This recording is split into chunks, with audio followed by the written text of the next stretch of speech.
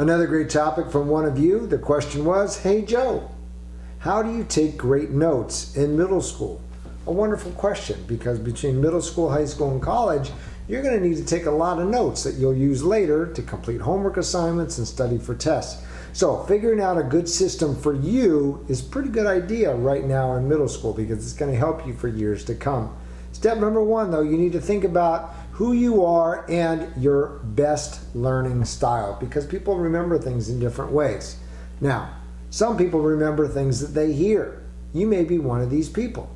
The teacher talks and you seem to be able to remember things, and then later when you have to recall what was actually said, it's almost as if you're hearing the teacher's voice in your head. You may be an auditory learner, in which case, while the teacher is talking, you just want to jot down key words that when you see them will kind of trigger your memory, will kind of play that script back for you, almost as if the teacher is saying it for the first time. Now, there are also people that I call visual learners. They remember things in pictures. You might be a visual learner if you look at maps and seem to be able to recall all the different places on the map. You might also be a visual learner if you seem to want to create pictures of the things that you're learning, pictures, diagrams. So when a teacher is writing something on the board or they're sharing something in a lecture, you definitely want to start to create some of those diagrams, right? Or pictures that will help you remember the information.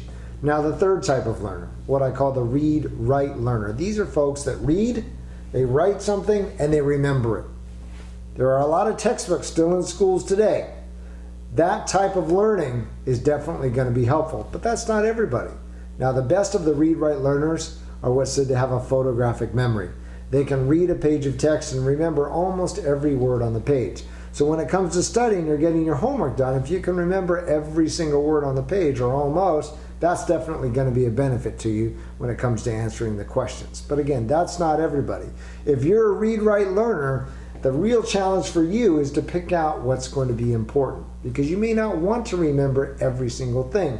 So think about phrases or sentences when the teacher's talking or when you're reading a textbook in class that you know are going to be important for later on. That's the key.